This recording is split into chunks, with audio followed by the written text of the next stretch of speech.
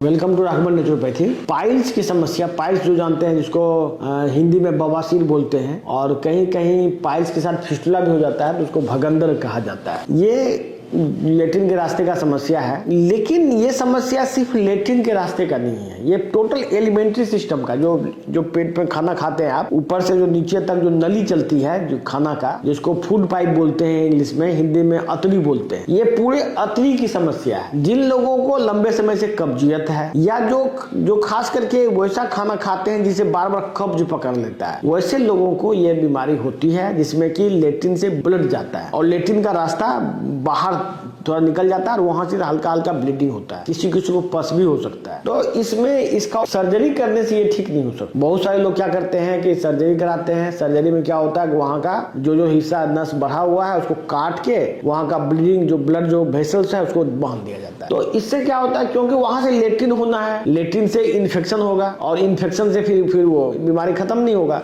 तो ये उस चक्रव्यूह में फंस जाएगा। ये इलाज सही नहीं है। दूसरा इलाज वो लोग डॉक्टर सब बोलता है एलोपैथिक में कि पानी में कुछ केमिकल डाल के उस पर बैठने के लिए, उससे कुछ आराम राहत फील होता है, लेकिन वो भी रास्ता सही नहीं है। उससे भी आपको बीमारी ठीक नहीं होगी। बीमारी एक ही तरीका से ठीक हो सकता है, वो है नेचुरोपैथी। नेचुरोपैथी में क्या है कि आपके एलिमेंट्री सिस्टम में जो मेडिसिन यहाँ पर दिया जाता है, जो कि आपके एलिमेंट्री सिस्टम में जाके धीरे धीरे करके उसके हेल्थ को इम्प्रूव करता है और प्लस माइक्रोबायोलॉजी जो है पेट का वो ठीक हो जाता है उसे धीरे धीरे मेडिसिन की मदद से, कुछ दवाई से, कुछ डाइट चार्ट से, ये सब को करते करते धीरे धीरे होगा। धीरे धीरे करके पूरा एलिमेंट्री सिस्टम करेक्ट होगा और आपका ये बीमारी खत्म हो जाएगी। लेकिन बड़ी हैरानी की बात है कि ये इसमें नीम हकीम लोग भी बहुत सारे आ गए हैं जो कि उसमें धागा का ऑपरेशन करते हैं। वो लेट्रिन के रास्ते में धागा ऐसे करके बांध देता है और फिर इसके बाद फिर उसको इन्फेक्शन हो जाता है और पूरे बीमारी फैल जाता है उसके शरीर। तो आपको सिर्फ नेचुरोपैथी अपनाना चाहिए इस बीमारी में। इस बीमारी में कोई और दूसरे रास्ते से ये ठीक नहीं हो सकता है। बहुत लोग बहुत तरह का ऑपरेशन बताते हैं, कराते भी हैं, बहुत लोग उसको इग्नोर करते हैं। बीमारी है उसको बर्दाश्त करते रहते हैं, लंबा समय तक उसको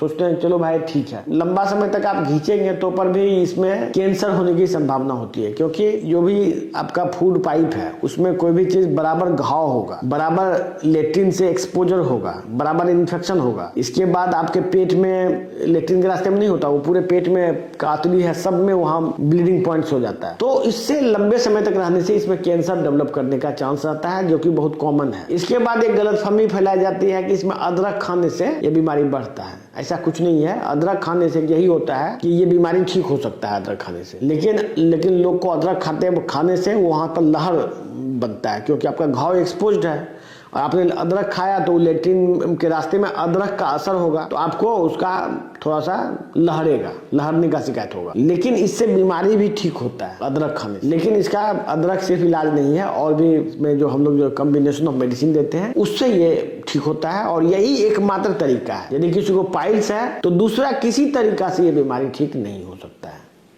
धन्यवाद।